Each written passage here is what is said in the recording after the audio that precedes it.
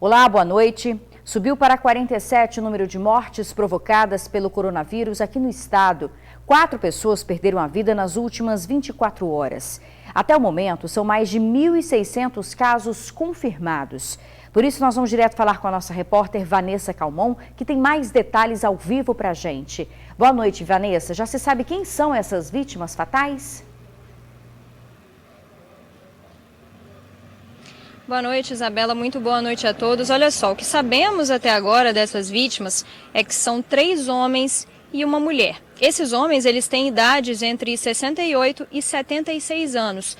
2 deles são moradores da Serra e um morava em Afonso Cláudio. Já essa mulher tem 56 anos e também era moradora da Serra.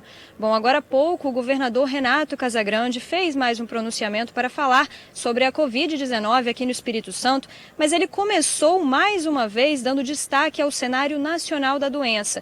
Ele lamentou as mais de 300 mortes aqui no Brasil e logo depois disse que a situação aqui no estado também é preocupante. Isso porque a cada novo dia, mais capixabas morrem vítimas do coronavírus. Ontem foram 6 pessoas, hoje mais 4 pessoas. Então, diante disso, o governador Renato Casagrande pediu mais uma vez a ajuda da população para que sejam adotadas e respeitadas as medidas preventivas. Não só a questão de lavar as mãos com água e sabão, nem somente a utilização do álcool em gel, mas principalmente a questão do isolamento social, de evitar as aglomerações, e ele frisou bastante o uso das máscaras. De acordo com o governador, muitas pessoas ainda estão andando nas ruas sem utilizarem as máscaras, e isso acaba impactando muito na questão do coronavírus, na questão do maior número de pessoas pegarem a doença, já que o coronavírus é transmitido pelas vias aéreas. Bom, o governador Renato Casagrande também falou sobre a questão do mapa de risco, esse novo mapa de risco que deve sair amanhã, que é aquele mapa que fala sobre a questão dos municípios. Ele mostra os números dos municípios, se o município tem risco baixo da doença, moderado ou alto. E é isso que vai ditar as medidas do governo daqui para frente também. Então a gente fica aguardando esse novo mapa que vai sair amanhã. Bom, saindo um pouquinho dessas questões de saúde, o governador Renato Casagrande, ele falou um pouco também sobre a saída do ex-ministro agora, Sérgio Moro, e como isso impacta no combate à Covid-19. Vamos ouvir. Hoje foi mais um dia muito tenso, muito nervoso na política brasileira. E tem sido assim nesses últimos dias, e posso dizer que tem sido assim nesses últimos meses, né? Nós estamos vivendo no país já há alguns anos uma instabilidade política muito forte. O que aconteceu e o que tem acontecido neste momento é que, junto com a instabilidade política, junto com a instabilidade econômica e junto com a instabilidade social, nós temos uma crise causada pelo Covid-19, e essa crise alimenta ainda mais, a crise na área de saúde alimenta ainda mais uma crise econômica, alimenta uma crise social muito forte, e nós estamos, então, a cada dia com uma dificuldade a mais na política nacional, e isso leva a uma realidade que é uma realidade de dificuldades, né, para nós, para que a gente possa fazer a gestão dessa crise, para que a gente possa tomar as decisões.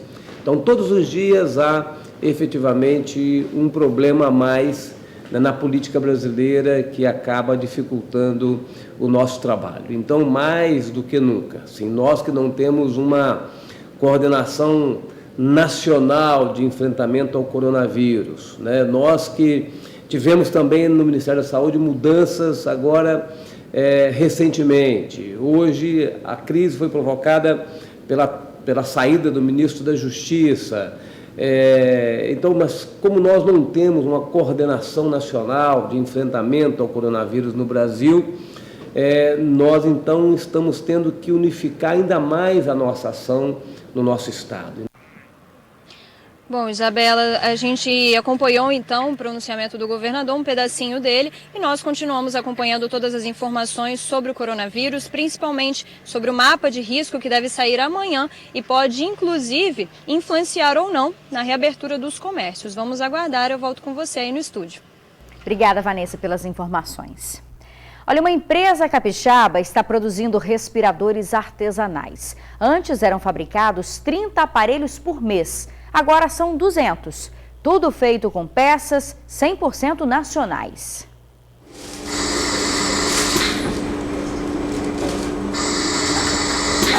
Na linha de produção, aquilo que pode salvar vidas. Essa fábrica em Vitória produz nada mais, nada menos que ventiladores pulmonares, os populares respiradores. E em tempos de coronavírus, isso é fundamental para hospitais e outras instituições.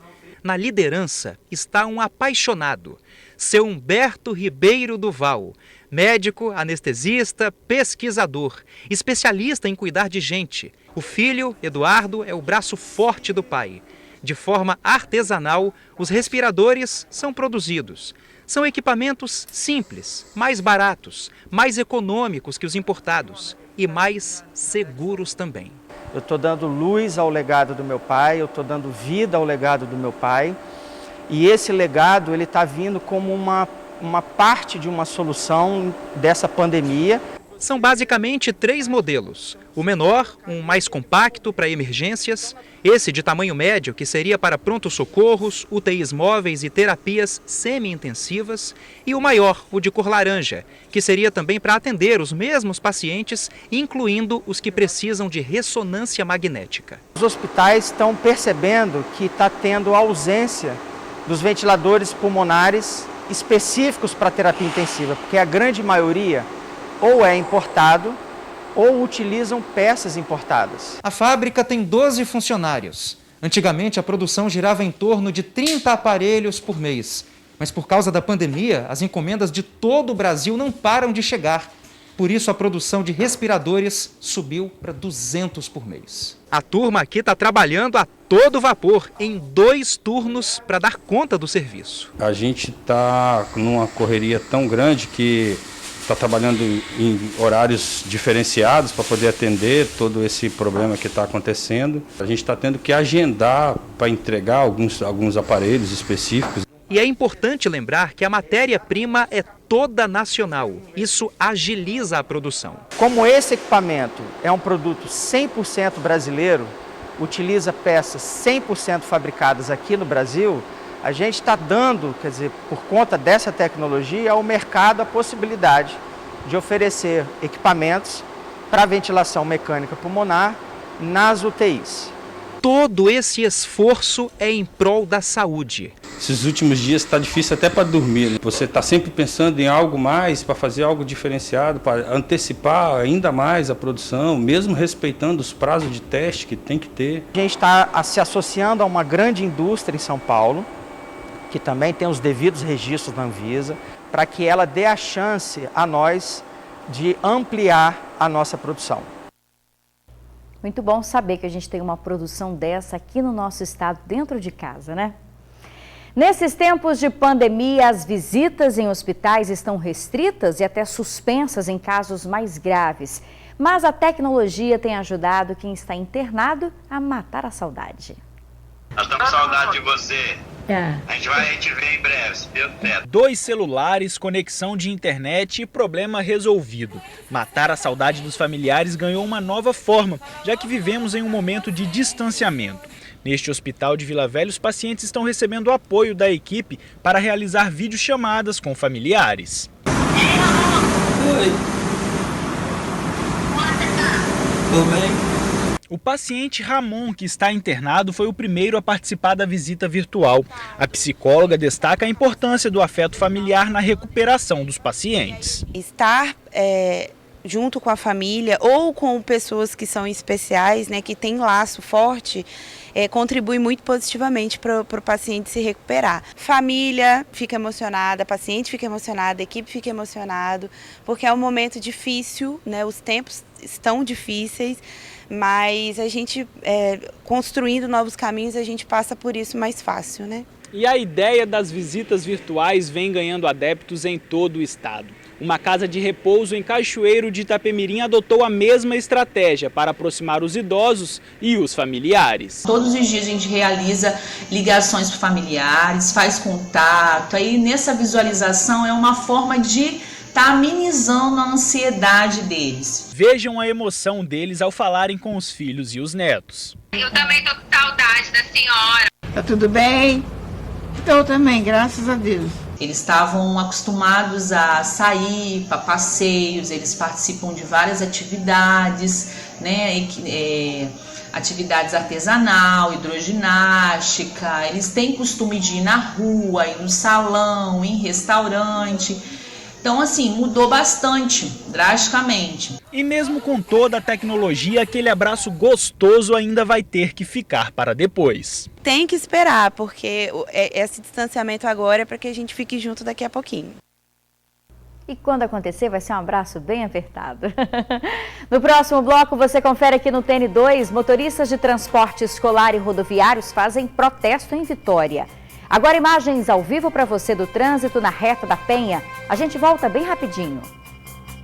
O trânsito no centro de Vitória hoje ficou complicado. Motoristas de transporte escolar e de ônibus fizeram uma manifestação. Os rodoviários estão sem receber o pagamento e a categoria de transporte escolar quer negociar com o governo medidas que amenizem a crise. A carreata dos motoristas de transporte escolar que começou na Serra chegou ao Palácio Anchieta, sede do governo estadual, no início da tarde. No local, os motoristas e cobradores da aviação Tabuazeiro já faziam uma outra manifestação e a situação ficou caótica no centro de Vitória. Segundo o presidente do Sind Rodoviários, os funcionários da aviação estão com salários e benefícios atrasados. Rapaz, tá complicado, porque o trabalhador está trabalhando, não está recebendo, passar por uma situação dessa trabalhando, é uma categoria de frente e, além de tudo, não ter seus direitos pagos pela empresa. Já a manifestação dos transportadores escolares foi motivada pela dificuldade enfrentada pela categoria, já que as aulas estão suspensas. Nós estamos hoje trazendo aí vans escolares que representam hoje, aqui no estado do Espírito Santo, aproximadamente 5.300 vans escolares, todas legalizadas, ou seja, nós pagamos as nossas taxas de metro, pagamos as nossas taxas no Detran, IPVA, licenciamento, só que o governo, nesse período de pandemia que estamos vivendo, ele não está dando nenhum suporte para nós. Os motoristas escolares entregaram um ofício ao governo do estado. No documento, eles pediram novas linhas de crédito com melhores condições de financiamento e isenção de taxas para a categoria. Gostaríamos de pedir a ele uma prorrogação ou talvez uma isenção de taxas, que elas continuam vindo. E como é que nós vamos pagar se nós não estamos trabalhando? Entre os rodoviários, a decisão é ficar de braços cruzados até que uma resposta seja apresentada aos trabalhadores. Com isso, cerca de 90 ônibus do transporte municipal de Vitória continuam parados. Até que a Prefeitura de Vitória e a empresa se posicionem e tragam uma proposta cabível para a gente levar para a apreensão da categoria e ver em Assembleia. Olha, o Sindicato das Empresas de Transportes de Passageiros do Estado e a empresa Tabuazeiro continuam em negociação com os rodoviários. Já com relação aos pedidos feitos pelos motoristas de van escolar, o Detran informou que a categoria estará isenta da necessidade de realizar as vistorias, renovações dos termos de autorização para veículos, condutores e monitores, bem como dos cursos de condutor de transporte escolar que vencem durante o primeiro semestre deste ano. A medida vale somente para o período de estado de emergência de saúde. A polícia prendeu 13 pessoas na nova fase da Operação Caim. O foco desta vez foi em Taquari, Cariacica, onde um grupo criminoso usava fuzis para comandar o tráfico de drogas e a venda ilegal de arma de fogo. O alto poder de destruição deste revólver de uso restrito Magno 44 chamou a atenção da polícia. O armamento foi apreendido com um gerente do tráfico de drogas que atua em Itaquari, Cariacica. É um revólver, de calibre restrito, calibre 44 Magno, que causa muito até arrepio. Você olhar uma pessoa pelo tamanho da arma, não é nem comum a pessoa portar uma arma daquela, é mais para intimidação. Se vocês puderem observar também, o revólver ele é pintado, ele é banhado a ouro, alguns detalhes banhados a ouro. Ele está entre os 13 detidos na 4ª fase da Operação Caim, deflagrada hoje. Drogas e munições foram apreendidas, além de uma arma falsa. Todo o material estava nas mãos de um grupo criminoso que lidera o tráfico de drogas em Cariacica. Dentro desses 26 mandados de busca e apreensão, 8 pessoas foram conduzidas para a delegacia, sendo que 5 foram autuados em flagrante delito. De acordo com a polícia, as investigações em torno do grupo criminoso que atua em Cariacica teve início em novembro do ano passado, ocasião em que 3 fuzis AK-47 foram apreendidos no bairro Itaquari. Nos surpreendeu, né, porque, salvo engano, é a primeira vez, né, que a gente faz uma apreensão de armamentos tão robustos, né, para atividade criminosa, né, e a partir daí, né, em parceria, nosso serviço de inteligência com a Desarme da Polícia Civil, com a delegacia especializada, né, em armas, né, desenvolvemos todo um trabalho, todos esses meses, que redundou nessa operação de hoje. Desde o começo da Operação Caim, no início deste mês, as polícias já prenderam 118 suspeitos em todo o estado. E, de acordo com a Polícia Civil, outras etapas da operação serão deflagradas nos próximos dias. Quando você quebra um elo desse numa organização criminosa, num grupo de delinquentes, você traz segurança, inquieta os indivíduos que estão cometendo crime e traz segurança à população. Uma proposta de adiar o pagamento das parcelas do FIES, o financiamento estudantil, está sendo votada em Brasília. A proposta prevê até 4 meses de suspensão por causa da pandemia do coronavírus. O Natan é estudante de jornalismo e está no 7º período em uma faculdade particular da Grande Vitória. Por causa da crise gerada pela pandemia de coronavírus, ele foi mandado embora do emprego. Só que ele depende do Fundo de Financiamento Estudantil, o FIES, e agora se vê em apuros. Está sem fonte de renda e não tem como pagar o curso. Com essa pandemia do coronavírus, eu fui mandado embora e aí dificultou a minha vida toda financeira, desestabilizou. Não sei como eu vou fazer para pagar a mensalidade do FIES agora, porque era essa renda do estágio que me ajudava a pagar. Tenho algumas faturas em atraso, mas eu estou tentando negociar para ver como que eu faço para estar pagando. Pela falta de dinheiro, ele teve até que voltar para o interior, para a casa dos pais, em Itapimirim. Já procurou a Caixa Econômica, foi em busca de respostas, mas até agora continua sem solução. Já procurei a Caixa para saber se o prazo vai ser prorrogado, quais são os meus direitos, o que eles vão fazer para ajudar a gente, mas até agora não tive nenhuma resposta, nenhuma solução para o meu problema. José também precisou do fundo de financiamento. Ele é formado em Direito, já atua como advogado e estava pagando as parcelas do FIES. Como o movimento do escritório caiu, a renda dele também sofreu uma queda. Daí entrou com um processo na Justiça Federal para suspender o FIES e conseguiu. Eu tenho um processo na Justiça Federal do Estado do Espírito Santo. E o juiz deferiu a liminar pedindo à Caixa Econômica para suspender por 4 meses, de abril a julho, as parcelas. O Senado elaborou e aprovou um projeto de lei para a suspensão do FIES. Esse projeto agora só falta passar pela Câmara dos Deputados e receber a sanção do presidente da República. Até lá, o caminho é procurar a Justiça Federal para conquistar os direitos. O judiciário está parado, entre aspas, né? Todos estão trabalhando de forma remota. Ninguém está fazendo atendimento ao público pessoalmente. Mas a pessoa que quer ter um direito dela, obter um direito de uma liminar para poder suspender o seu pagamento, ela pode ir, pegar o telefone na Justiça Federal do Estado do Espírito Santo, que lá tem os dados, tem e-mail, tem telefone, que lá informam o que é que você tem que fazer. Né? Eles vão pedir seus documentos e se eles acharem cabível uma medida urgente, eles vão e distribuem o processo para o juiz analisar.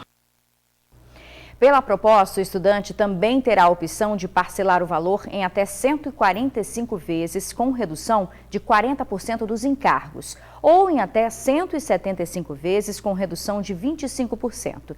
Nos 2 últimos casos, o pagamento começaria a ser feito em janeiro do ano que vem.